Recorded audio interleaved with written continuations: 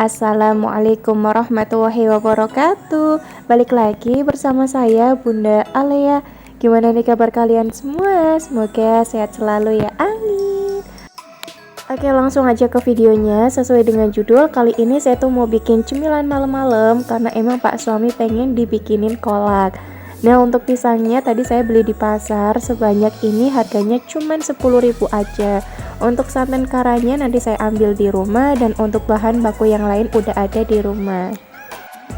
Tapi kalau untuk daun pandan saya minta di samping rumah saya, karena kan ada ya tanaman daun pandan di samping rumah saya. Untuk pisangnya saya kurang tahu ini namanya itu pisang apa. Kalau nggak salah mungkin namanya itu kalau di tanah Sunda ataupun di Karawang Bangka Hulu. Tapi nggak tahu ding ini bener apa salah. Kalau misalkan teman-teman ada yang tahu ini nama pisangnya apa, ayo komen di bawah biar saya tuh tahu. Jadi ciri-ciri pisang yang lagi saya masak ini kan saya ada pilih dua jenis, yang satu agak mengkel, yang satunya itu matang banget. Nah, yang matang banget ketika saya masak itu kan jadinya itu emang kayak lembek. Waktu saya masukin ke dalam kulkas itu juga masih tetap lembek. Nah, kalau pisang yang mengkel waktu saya masak mah kayak yang biasa aja gitu teksturnya. Tapi ketika saya masukin ke dalam kulkas, soalnya kan kalau bikin kolak sebanyak ini emang nggak langsung habis. Biasanya emang saya masukin ke dalam kulkas. Nah, jadi yang mengkel itu nanti kalau dimasukin ke dalam kulkas jadinya ya kayak mengkel lagi gitu. Emang agak keras. Jadi kalau beli pisang Bangka Hulu itu enaknya emang yang lembek kalau misalkan mau dibikin kolak, karena nanti jatuhnya itu enak sesuai apa yang Pak suami inginkan. Lanjut, untuk si gula jawanya kalau nggak salah kemarin saya tuh pakainya 5 butir. Terus saya tambahin garam sedikit aja ataupun sesuai selera teman-teman biar nanti ada rasa gurih-gurih gimana gitunya. Nah, untuk si gula pasirnya saya nambahinnya juga kira-kira. Pokoknya kalau udah manis ya udah nggak saya tambahin lagi. Kalau santan kara yang pertama saya masukin 2, tapi kata Pak suami ini santannya itu kayak kurang kental. Kalau Pak suami saya kan memang lebih suka santan yang agak kental. Jadi nanti bakal saya tambahin lagi 1. Total untuk santan karanya ada 3 yang saya masukin. Nah, kalau untuk kuahnya di sini saya emang pakainya agak banyak kan, karena kan tadi pisang yang saya irisin memang agak banyak. Soalnya kalau makan kolak dingin-dingin itu pasti kalap sama si kuahnya. Ayo, betul apa betul? Kalau saya sih biasanya kayak gitu.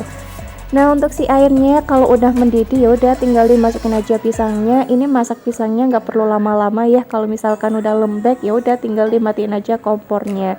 Untuk yang terakhir, berhubung ini Pak suami baru ngambil daun pandan, ya berarti baru saya kasih daun pandan.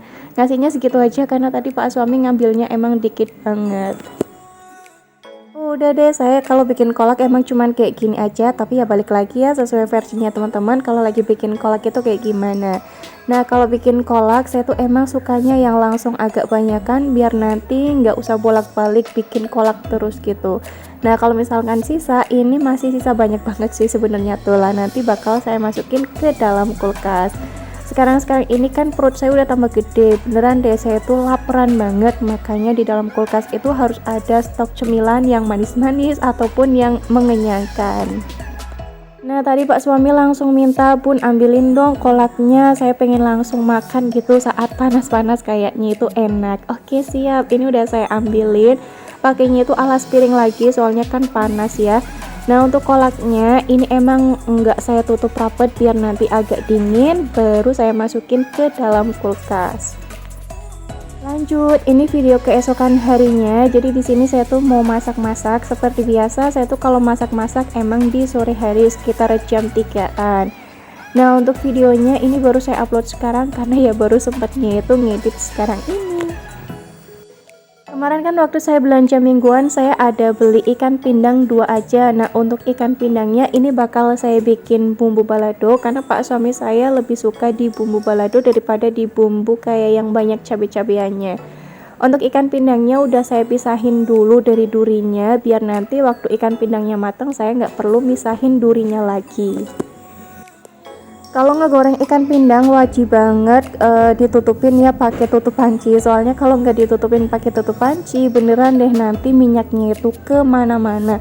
Dan kalau misalkan kena peletokannya, aduh sakit banget. Saya pernah ya kemarin-kemarin tangannya itu sampai melepuh karena emang kena peletokan minyak dari ikan pindang ataupun tongkol, saya agak lupa. Ngegoreng ikan pindangnya biasanya kalau saya pribadi emang agak sampai lumayan kering gitulah. Nah lanjut lagi, untuk tempenya tadi saya pakai sedikit, udah saya irisin. Untuk ikan pindangnya ini lagi mau saya bolak-balik biar semuanya itu matang merata. Sengaja juga ya, kali ini saya tuh lagi pengen masak pakai wajan legendaris aja. Entah kenapa saya pribadi ngerasanya itu ya, dari kemarin waktu saya masak pakai wajan legendaris, masakan saya itu kayak agak lumayan enak daripada saya masak pakai wajan yang satunya lagi.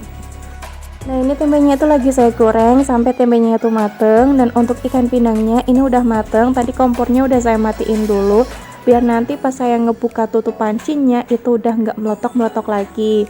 Langsung saya angkat, nggak pakai peniris gorengan, langsung saya masukin aja ya ke dalam mangkok biar nanti nggak kebanyakan cucian piring. Untuk tempenya ini lagi saya bolak-balik. Dan lanjut untuk bumbu baladonya, di sini saya pakai bawang merah, bawang putih, terus saya pakein cabai merah keriting yang emang nggak saya buang bijinya karena Ale itu nggak makan ikan balado ini. Tadi untuk ikan pindangnya udah saya pisahin sedikit buat Alia karena kan ini cuman buat satu kali makan. Ikan pindangnya itu emang sedikit banget. Terus saya tambahin tomat sedikit aja biar nanti nggak ada rasa asem-asemnya. Soalnya kalau kebanyakan biasanya tuh kayak ada rasa asem-asemnya. Terus saya tambahin gula jawa, tambahin air, dan siap deh untuk di blender.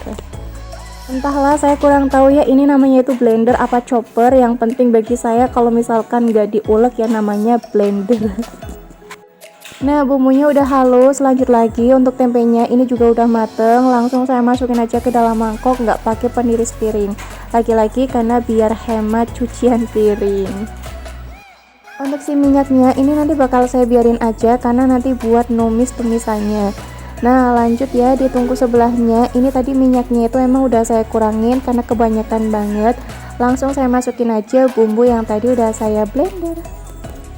Saya aduk-aduk aja bentar sampai airnya itu emang menyusut. Nah untuk bumbu tambahan bumbu balado kalau saya pribadi pakainya itu cuman Royco, micin, sama ditambahin gula pasir kalau emang rasanya itu kurang manis, walaupun tadi udah saya tambahin gula jawa waktu ngeblender. Untuk bumbu tumisannya ini lagi saya siapin, saya cuman pakai bawang merah, bawang putih, sama cabai merah gede yang saya buang bijinya biar nanti nggak pedes. Soalnya tumisan ini juga buat Alea. Nah lanjut ya, untuk si bumbunya ini udah mateng, tinggal saya tambahin sedikit lagi gula pasir karena emang kurang manis. Saya aduk-aduk lagi kayak gini. Terus kalau misalkan emang udah mateng banget, langsung saya masukin ikan pindang yang tadi udah saya goreng. Untuk ikan pindangnya ini lagi saya belah-belah menjadi dua biar nanti ikan pindangnya tuh nggak terlalu gede banget. Dan ini udah pas ya rasanya, langsung saya masukin aja semuanya. Nggak perlu ditambahin air lagi karena nanti kalau si kompornya udah saya matiin juga insya Allah bumbunya itu bakal meresap sendiri ke dalam ikan pindangnya. Kalau untuk ikan pindang kukus yang saya beli di pasar itu emang udah ada rasanya gurih, enak gitulah. Jadi nggak perlu dimasak lama-lama pun nanti juga udah enak. Nah ini saya tuh lagi ngirisin kacang panjangnya. Kalau saya ngirisin kacang panjang emang sukanya itu kayak gini karena dari dulu waktu saya ngeliat mama ya emang mama kalau ngirisin kacang panjang kayak gini. Makanya ini udah terekam gitu di memorinya saya. Kalau saya kurang suka ya motongin kacang panjang pakainya itu tangan satu-satu gitu karena kelamaan. Terus saya juga kurang suka misalkan motongin kacang panjang di talenan karena nanti jatuhnya itu kayak berantakan kemana-mana. Duh mohon maaf banget, ini malah udah saya masak, tadi lupa banget nggak saya videoin. Jadi yang pertama bumbunya saya goreng, kalau bumbunya udah mateng tinggal dimasukin aja kacang panjang sama tempe yang tadi udah digoreng.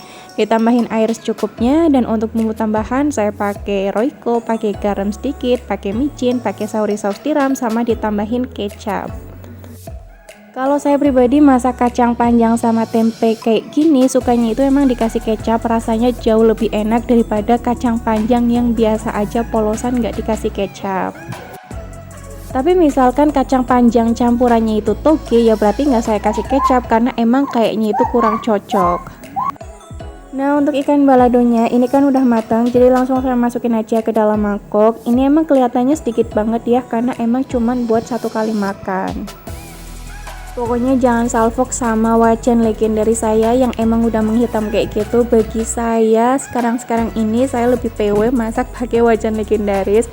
Entah kenapa masakan saya itu saya ngerasanya jauh lebih enak. Jadi jangan diprotes ya teman-teman. Alhamdulillah semua masakannya udah selesai dan ini mau saya taruh di dalam tutup saji. Oke, lanjut lagi. Kalau untuk video yang ini, video hari ini, jadi saya taruh aja di video kali ini. Nah, jadi saya tuh pengen banget bikin topoki. Tadi waktu saya habis nganter Alea sama temennya, kayak bingung kira-kira pengen nyemil apa gitu sih. Nah, pas saya inget-inget ternyata saya masih punya satu topoki. Jadi langsung mau saya cus eksekusi aja sama teman saya. Kalau makan topoki, kalau menurut saya pribadi itu enaknya emang sama teman. Kalau misalkan sendirian kayak kurang nikmat gitu loh. Nah, untuk topokinya ini saya pakai yang dari merek Sasa karena saya pribadi cocok gitu sama rasanya. Untuk harganya ini juga murah banget, sekitar 12 ataupun 15 ribuan aja gitulah. Nah, ini tadi airnya udah mendidih, langsung saya masukin aja topokinya. Terus untuk bumbunya ini juga langsung saya masukin. Untuk airnya emang agak banyakan ya, jadi biar nanti topokinya itu bener-bener kenyal-kenyal banget. Terus nanti bakal saya tambahin 1 mie gelas. Cuman untuk bumbu mie gelasnya nggak saya masukin ya. Kalau dimasukin nanti rasanya itu jadi aneh. Cuman minyak aja yang saya masukin. Untuk yang terakhir nanti bakal saya tambahin 2 keju slice. Beneran deh untuk rasanya enak banget. Sampai sini video saya. Wassalamualaikum warahmatullahi wabarakatuh. Bye bye.